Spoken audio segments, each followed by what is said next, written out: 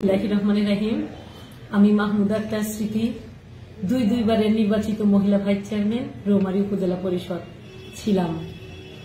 আজকে আমরা একটু আগেই জানতে পারলাম যে আমাদের তত্ত্বাবধায়ক সরকার আমাদের উপজেলা পরিষদের কার্যক্রম স্থগিত করেছেন।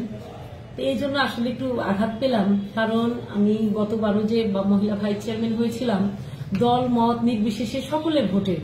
এখানে কোনো রাজনৈতিক দল ছিল না। অসহায় মানুষ, নির্যাতিত মানুষ, নিপীড়িত মানুষ, ছাত্র, শিক্ষক, সাংবাদিক, আবাল বৃদ্ধ বনিতা ভালোবেসে মানুষ আমাকে ভোট দিয়েছিল। তা আমার মানুষের সঙ্গে যে আমার যে ভালোবাসাটা ছিল সেটা সে জনগণের কাজ করার মতো কল্যাণমূলক কাজের মাধ্যমেই আমি আমার এই পেশাটাকে বেছে নিয়েছিলাম, যেহেতু আমি পেশায় একজন শিক্ষক ছিলাম। আমি অবশ্যই চেষ্টা করেছি, যাকে কথা দিয়েছি সে কথা হিসেবে কাজ করেছি। যেখানে যাওয়ার দরকার সেখানে গিয়েছি। কোনো বিপদে, হাসপাতাল হোক, থানায় হোক, বিভিন্ন দপ্তরে হোক, বিভিন্ন অনুষ্ঠানে হোক, খেলার মাঠে পর্যন্ত আমি চেষ্টা করেছি যে যাকে কথা দিয়েছি তার কথাটা রাখবার জন্য।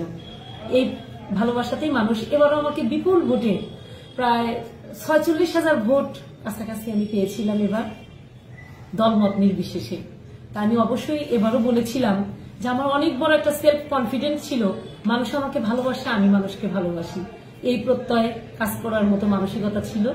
কিন্তু হায় দুর্ভাগ্য যে আমি তাদের কথা রাখতে পারলাম না। তাই অবশ্যই আমি চাইবো, যে আমি এটাই বলবো, আমি তাদের পাশে আছি, থাকবো, ছিলাম, এবং আমার শেষ নিঃশ্বাসটুকু পর্যন্ত আমি তাদের সাথেই থাকতে চাই। আমার অনেক বড় স্বপ্ন এই রৌমারীটাকে সুন্দর করে সাজানোর। হয়তোবা সে স্বপ্ন আমার এই 2.5 মাসকে শেষ হয়ে গেল। আমি অবশ্যই চাইবো ইউনো মহোদয় বা যেই আসুক, সে চলে যায়, যে আসুক, আমার জন্য হতদরিদ্র জনগণের দিকে খেয়াল রাখে, আমার অবহেলিত এলাকাটার দিকে খেয়াল রাখে, নদী ভাঙন পীড়িত মানুষগুলো যারা তাকিয়ে থাকে আমাদের মতো জনপ্রতিনিধিদের জন্য, তাদের দিকে যেন খেয়াল করেন। এই আত্মবিশ্বাসে শেষ করছি। জয় হোক মানবতার, জয় হোক আমার সে অসহায় নিপীড়িত মানুষগুলো। ধন্যবাদ আপনাদের। আসসালাম। আমাদের অন্তর্বর্তীকালীন যে সরকার, উনি যে উদ্যোগটা নিয়েছেন, আমি অবশ্যই চাইবো যে উদ্যোগে যেন আমার অসহায়, হতবঞ্চিত, নিপীড়িত মানুষগুলো সেবা পায়।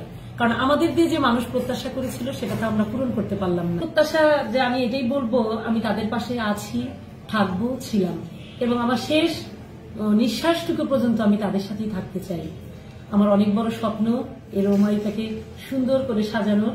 হয়তোবা সে স্বপ্ন আমার এই 2.5 মাসকে শেষ হয়ে গেল। আমি অবশ্যই চাইবো ইউনো মহোদয় বা যেই আসুক, সে চলে যায়, যে আসুক, আমার জন্য হতদরিদ্র জনগণের দিকে খেয়াল রাখে।